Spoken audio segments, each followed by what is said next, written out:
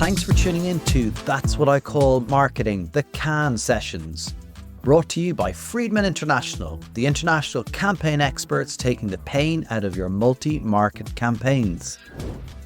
Welcome to That's What I Call Marketing, the Cannes Sessions, our daily roundup brought to you thanks to Freedman International. I'm delighted to be here with you today on day 2 to give you the lowdown of everything that is going on here at Cannes. Well, one of the big stars to arrive. We get stars throughout the week. I never get to see them, but they do arrive here. The first big name was definitely Serena Williams. That had an amazing draw. So Serena was here with Wreckit, the company behind some of the world's best loved consumer health and hygiene brands.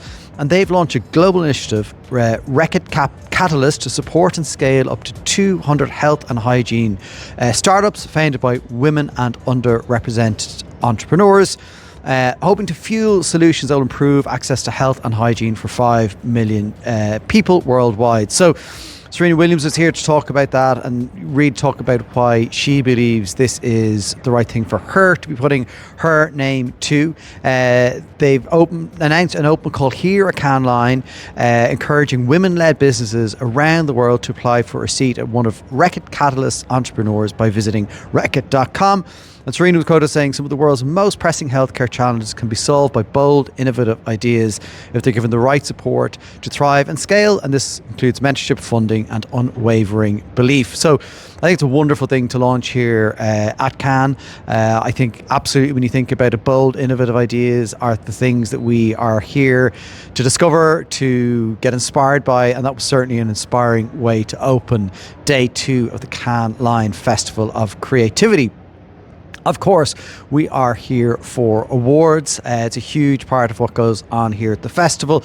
I still haven't yet made it down to see the work, and I definitely will be doing that because it is a great way to get inspired. But there were a number of winners announced today, and the Grand Prix, and these maybe are ones to go Google, check out and see what you make of them, are Entertainment for Sport, which was one. The Grand Prix was the Clash of Clans.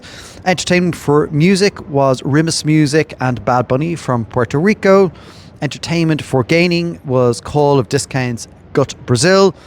Entertainment was Night Fishing, Hyundai Ioniq in South Korea. Design and Digital Craft, there were 2 Grand Prix, was Caption with Intention for closed captions in the US. The film craft winners were Telstra, Better on a Better Network in Australia, and the industry craft was Art Plan for Brazil. So definitely, look, go seek those out, seek those case studies out. There's going to be something in there for you. We got to go and see Jame Hurman, and he obviously is the master of creative effectiveness, and he was hosting an event on the rooftop here at Cannes Line. So let's hear a bit about that.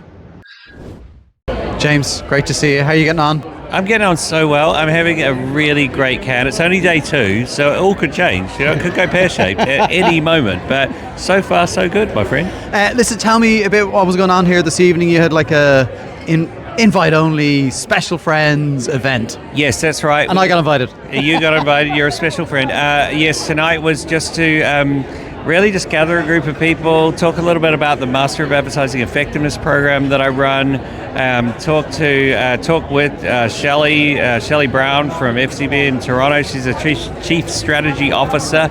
Wow, try saying that. Easy to say. Try saying that 5 times in a row whilst on rosé. And just sort of dig into what we teach on the program, you know, let everyone know, and then have some drinks and some hugs like this. No, it's great. And some of the gang from Tracksuit are here. Been a big couple of weeks for Tracksuit. Massive couple of weeks for Tracksuit. Yeah, we just closed a pretty big Series B, which is super exciting. You know, the business has gone just so well so far, and we need a little bit more of a cash injection to take it to an even bigger level. And so it's super exciting that we're now equipped to do that. It's amazing. And like, they're same group of lads. It's a rocket ship. It really is. And they're just a wonderful team. Like, you know, well put together team. They're amazing. I mean, Matt and Connor have led the business from the start. Just exceptional. like operators of a startup. Just amazing. They're great at like all of the technical things about a startup, but what they're really great at is culture. Right? Bringing amazing people together and then creating an environment in which to get the very best out of those people in a way that those people really enjoy. And I think that's probably the hardest thing about startup. Like everything's important in startup. The product's important, the brand is important, the customer success is important, the operations are important, the finance is important. Like everything's important. But the hardest thing to get right is the culture.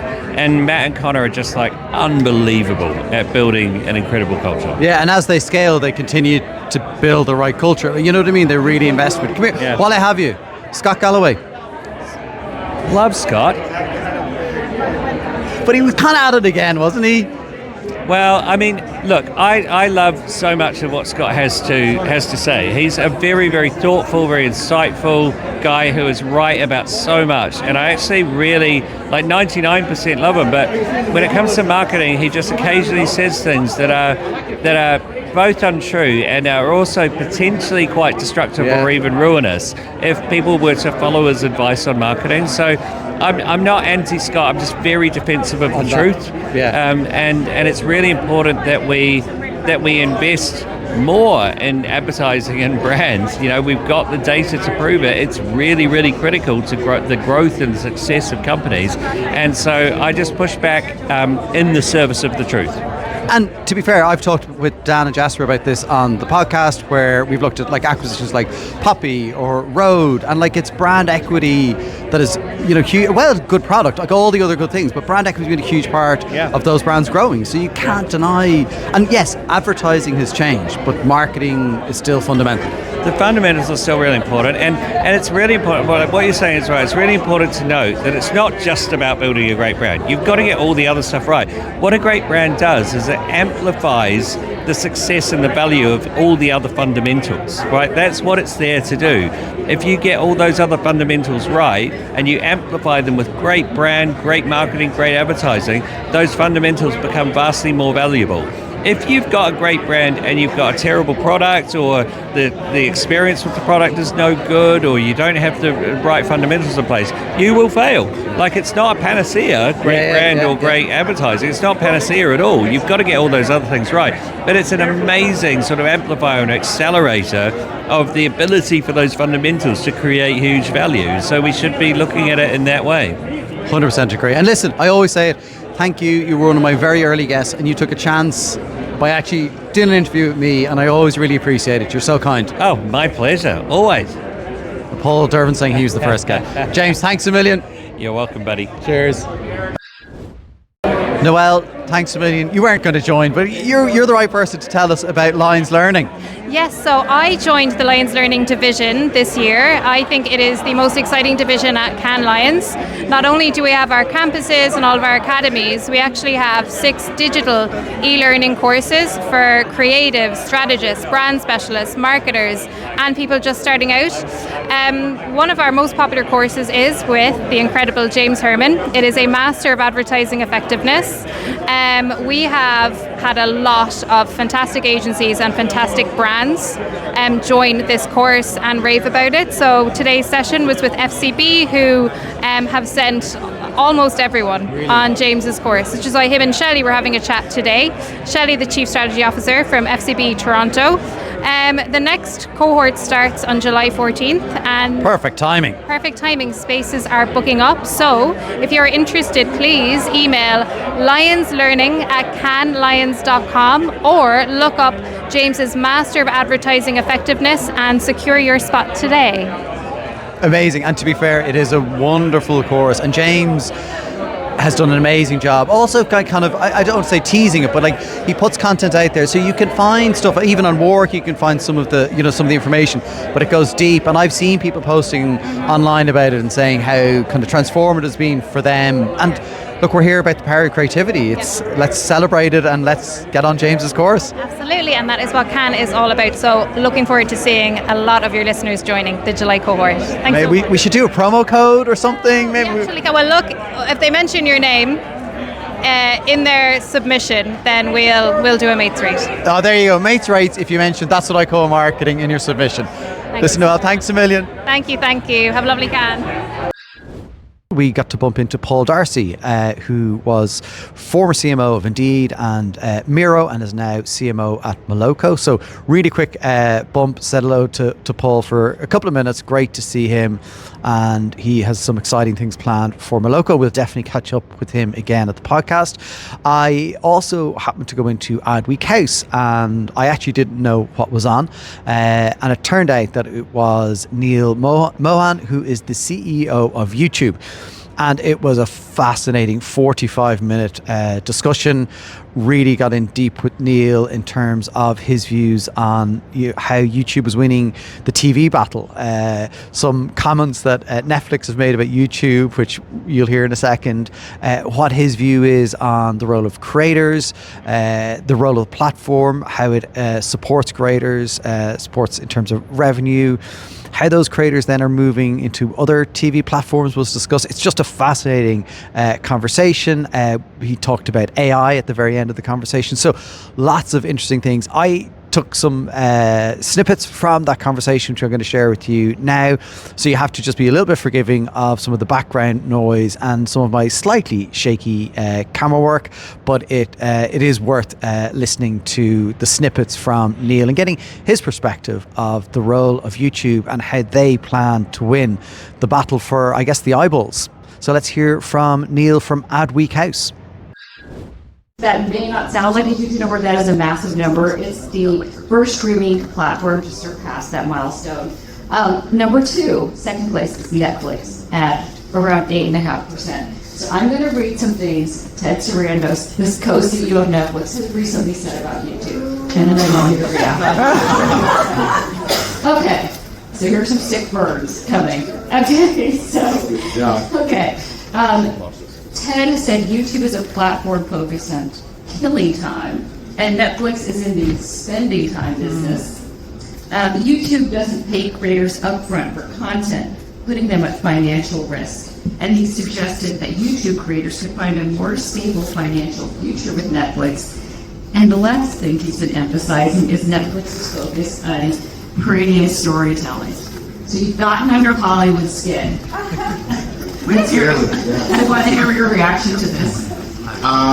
Look, my reaction to it is, as you and I were just talking about, we're in the business of our creators. Our only job is to give them a voice, make them successful. It's literally written into our mission statement. So I spend very little time thinking about those types of quotes, and all of my time focused on what's going to make our creators successful. You come to YouTube, we all come to YouTube, not because it's this amazing platform, which of course, I'm biased, I think it is, but because of these amazing creators and artists and musicians and all kinds of thought leaders are, and that's who you go to engage with. And who am I to say what's spending time, engaging time, quality time, killing time? I think that's frankly just the industry just kind of talking to itself. It's all of us as consumers, the 2 billion people that come to YouTube every single day, we get to decide how to spend our time.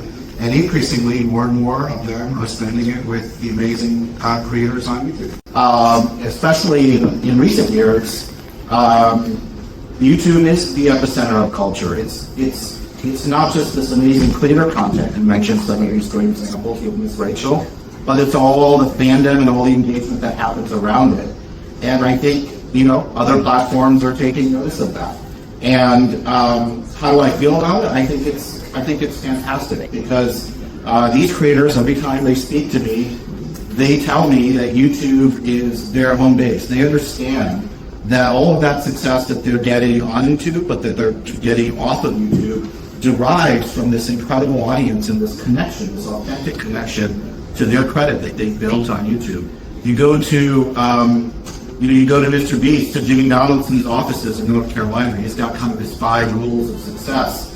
His number 1 rule is YouTube first. So no matter what he does, the place where he will invest the most of his creativity, of his time, and his resources is in the success of his YouTube channel and videos. And every month, they get bigger and bigger and more spectacular, because he recognizes that that's not only good for him on YouTube, but also provides all of these other opportunities that are ancillary to what he's doing on YouTube. And so, back to the point of YouTube being the epicenter of culture, if we're the place where other services and platforms are getting their cultural ideas, I think that's great for those creators, but also great for the YouTube ecosystem. Here, how are you both making your point of distinction as a place for creators, for the creators, and also for advertisers?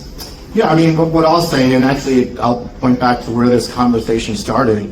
You mentioned, our leadership position in streaming on televisions, and I don't view YouTube as a social media platform. We're not social media. We're not sort of traditional television.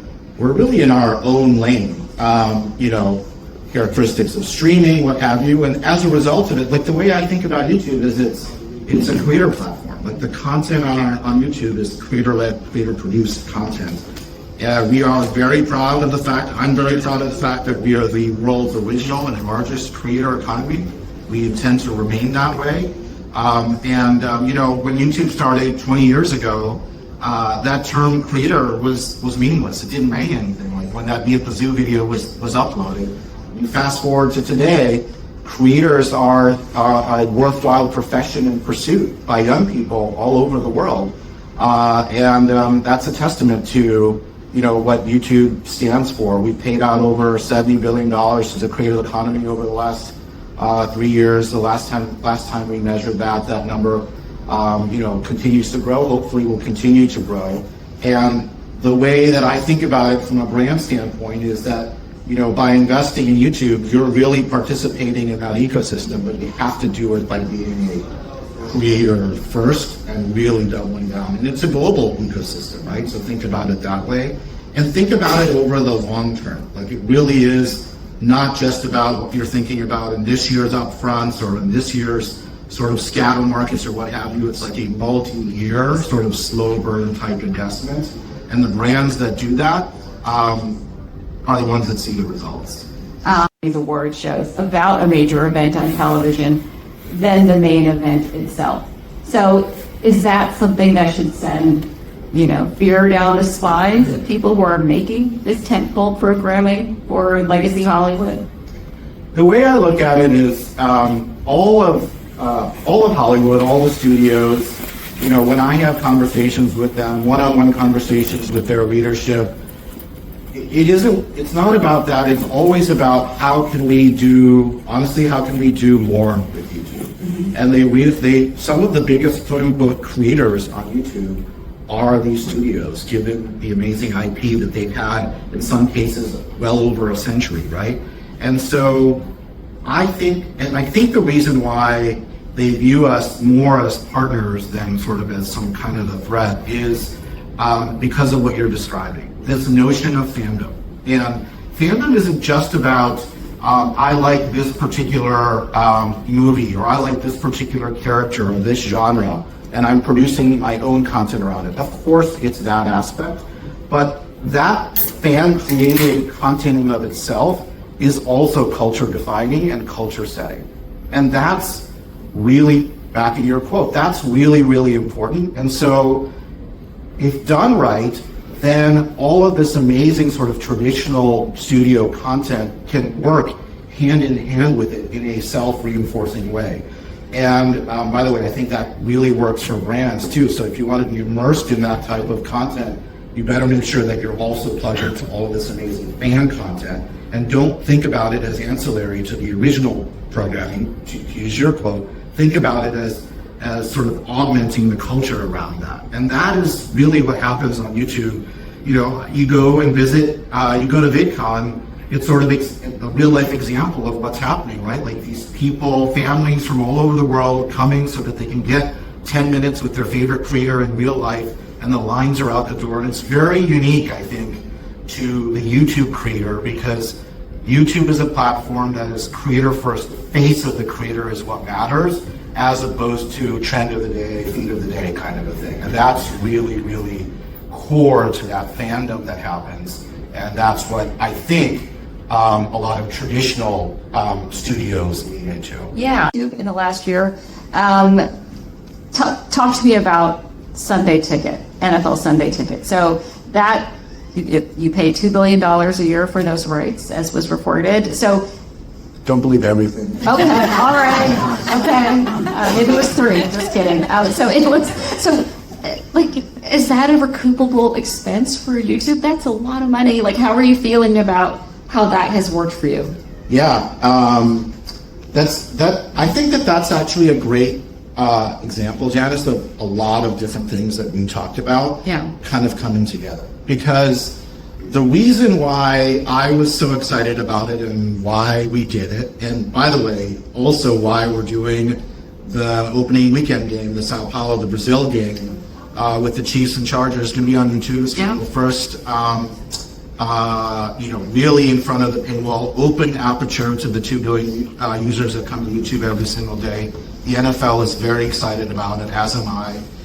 The reason we did Sunday Ticket is back to this notion of it really comes down to the fans and the consumers, all of us, right? So could we do something that would, first of all, just open up the TAM, right? And that's where the economic piece comes in, right? Like, it used to be that you'd have to call somebody, get this dish installed on your house on a particular day. That would happen 2 weeks down the road, and then you get Sunday Ticket.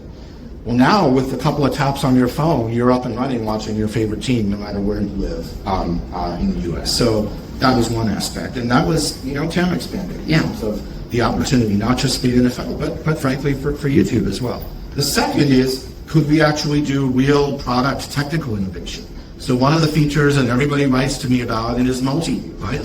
And we have that on YouTube TV for some time, but having a quad box with 4 NFL games, including your favorite team, turns out is a magical experience for fans. And we had a number of other sorts of features like that weren't as sort of headline grabbing as multi-view, but really showed the product innovation.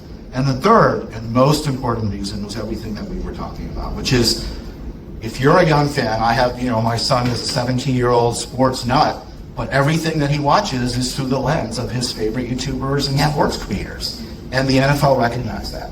And when the NFL came out to YouTube, despite them being sort of the king of the hill, we aged down their audience because we could actually allow that content now to live alongside all of this other amazing creator-first sports content that was happening on YouTube. And that sort of was the flywheel that we were betting on, that I was betting on, and that we've seen happen in Sunday Ticket, and gave me conviction then to sort of double down and do this live game as well. So you're under the skin of Hollywood. Maybe you're under the skin of places like Spotify also, because podcasts are doing extremely well. Can you talk about that? Yeah, I said podcasts on YouTube are really like a perfect example of like what feels like an overnight success, but it was about many years in the making, really. And we first started to notice podcasts, and back then really audio podcasts, like as a thing on YouTube, frankly, without us doing anything, like no product innovation, so just in spite of ourselves before COVID. And so that long ago. And we made kind of 2 or 3 sort of key bets around podcasts. One was, and COVID accelerated this, was that people actually don't want to just listen to podcasts. They want to watch podcasts. They want to watch this conversation happening. By the way, is this going to go on YouTube? I hope so. The camera. So, like, watching that kind of, in some sense, it's sort of like Back to the Future, right? Like, in some sense, the old news interview shows that used to happen, right? And so people really want to watch. So video was a really big bet. That turned out to be true. The other was that podcasting, from a podcaster's perspective, is not just about sort of reliability of the audience, and of course we have that with subscribers and channel subscribers and making sure that the audience always keeps showing up. But just as important, it's not one thing around the discoverability. Like, you want to keep growing that audience every single day, and so having those podcasts listed on YouTube and having the algorithm find new audiences for you every single day turns out to be really, really powerful, no matter how big of a podcaster you are. And then the third piece is, just like we were talking about earlier, is really around monetization. Podcast content become losing for brands. And so can we find a way to innovate there? How do we get past sort of like the generic table reads to a much more dynamic ad model that really works with brands and brings their creativity to the table?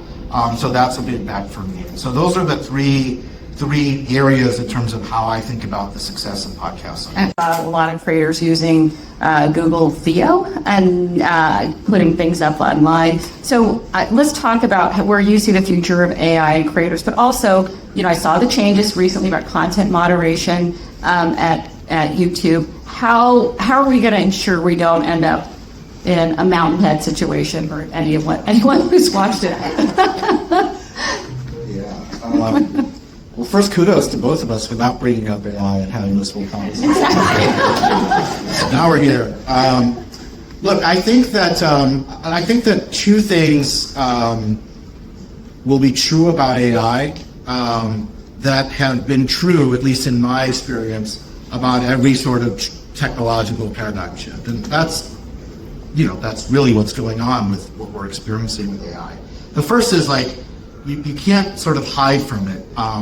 Technological disruption, especially when there's a breakthrough platform shift like this, is going to happen. The second is that I think that it will create some disruption, but it will also create tremendous opportunity. So on balance, I am a huge optimist, and I think YouTube has sort of this unique perch, and so I'm speaking from the lens of creativity, right? Like, we are a business that is facing creative people every single day, but we are also fundamentally a deeply technology-driven company. Everything what we do is build software on behalf of creators and advertisers and all of us as users. So from that vantage point, I really think AI is going to be a tool for human creativity as opposed to something that will replace it, right? Like, it's truly a tool set.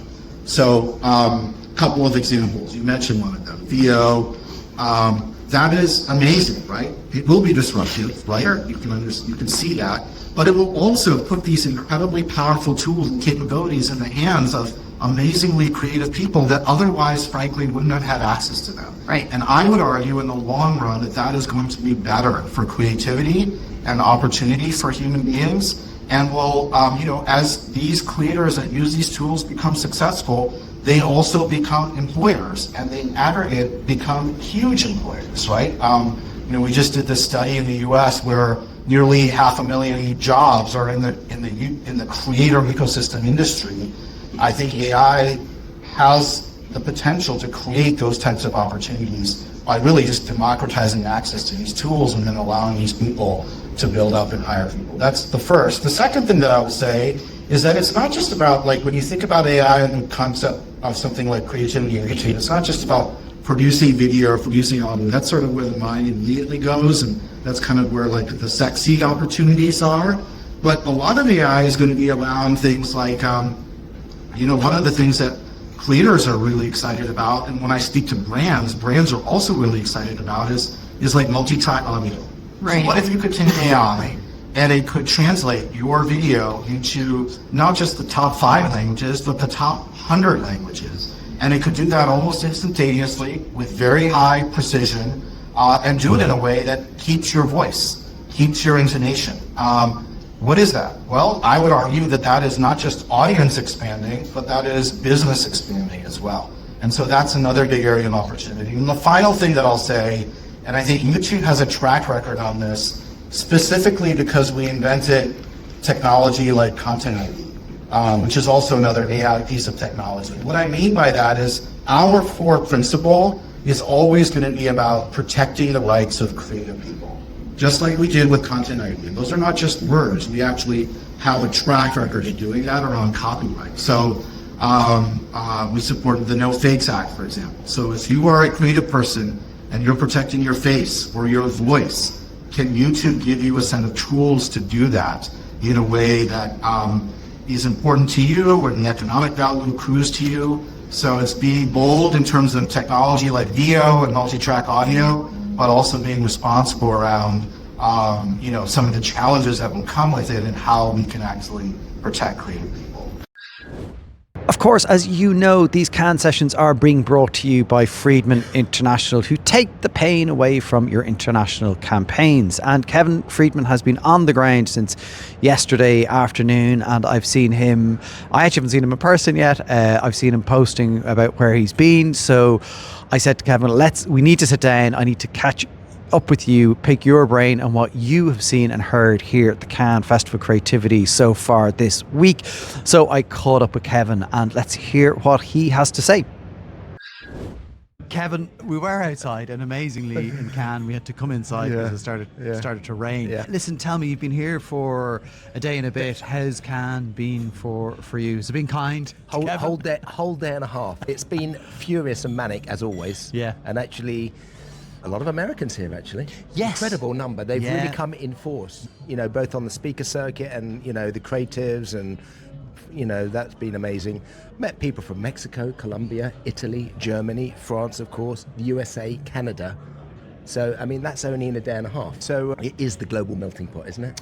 It is, and it's amazing. And I was saying to you before we started recording, I've been lucky to chat to a load of global marketers, and without getting too much into it, the perennial challenge for anyone in a global marketing role is global, local, and how you address that. And that just seems to totally bubble up here. Anyone I talk to is saying that's something they need to figure out. Like it doesn't go away. No, it's true. I went to the IAPI event, had Smurfit there, a few others, and it was actually really interesting talking about why Ireland is a great place for global work. Yeah. Because culturally, the Irish are very collaborative. Yeah. And it's a small economy. So therefore, you're going to have to export your work to make it famous. But they find it a real challenge, of course, because, normally you're creating in one location.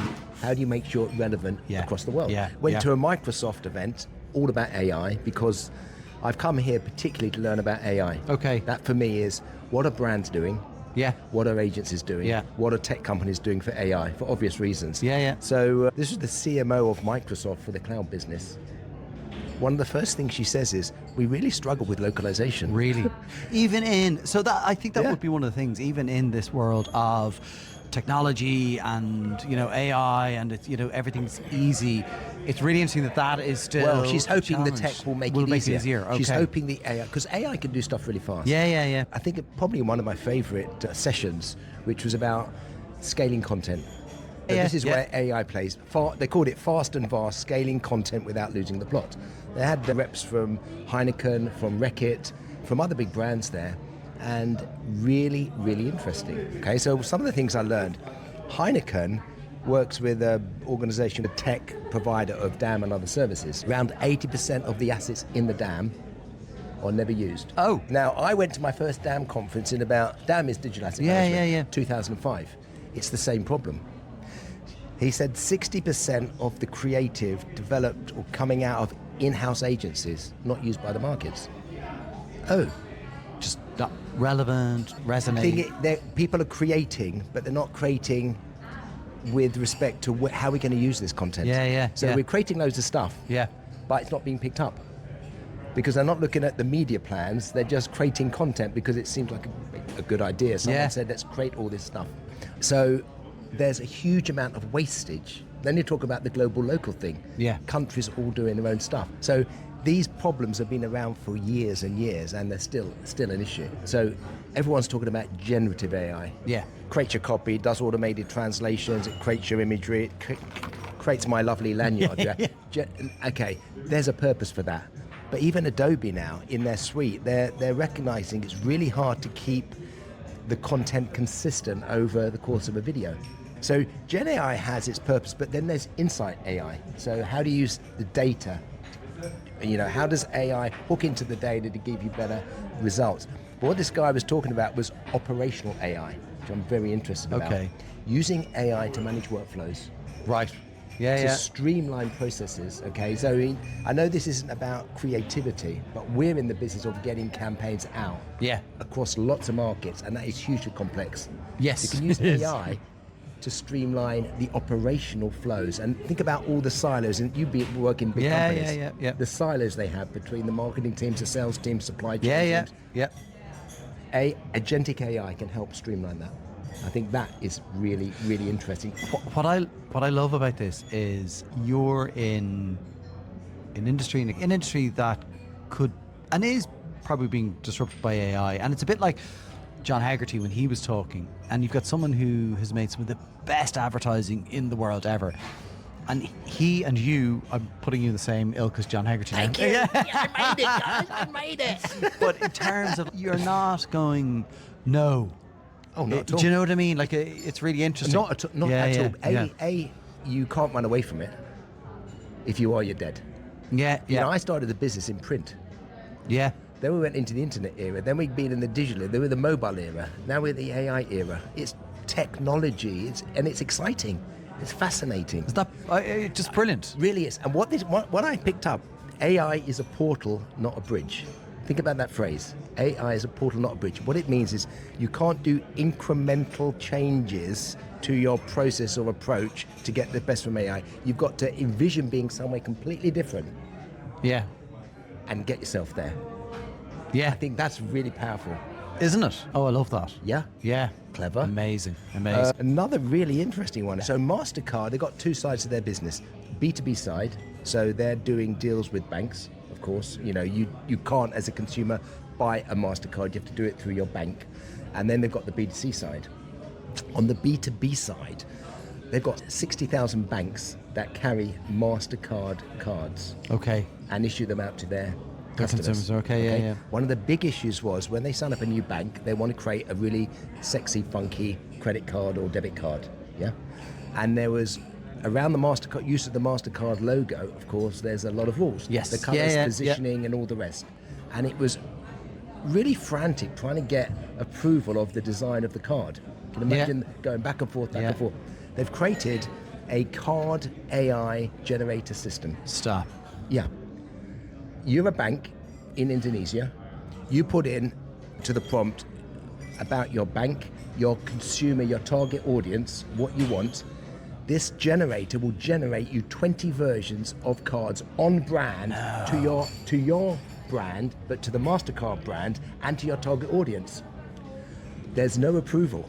You pick the one you like, and it's on brand. Boom. Isn't that amazing? Isn't that fantastic? That is amazing. What a great use case. Oh, wow.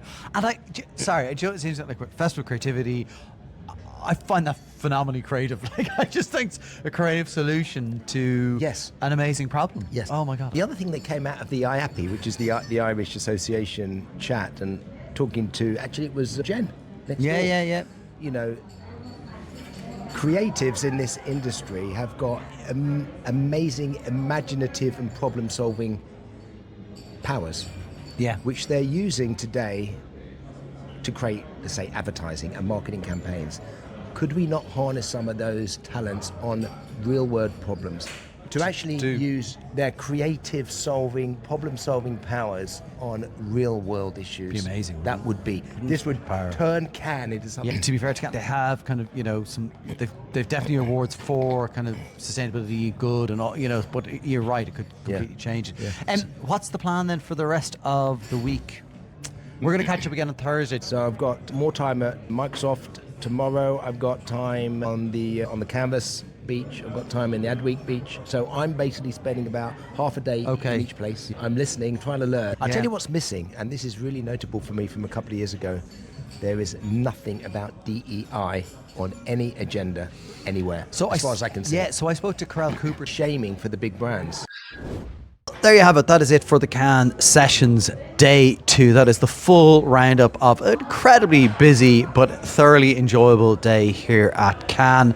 I was certainly a ball of sweat running between various locations today, and managed to miss a few appointments as well by being in the wrong place and getting my timings wrong. So I do apologise to the people that I missed the meetings with. But as Dr. Grace Kite said, that's kind of Cannes. So huge thanks to everyone who stopped by and joined me on That's What I Call Marketing today, and of course all the guests who were able to join me for episodes that are going to come your way throughout the summer.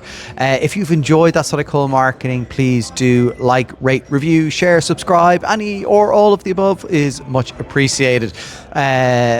So that is it for today. For me, your host, Conor Byrne. Thank you so much for tuning in, and take care until tomorrow.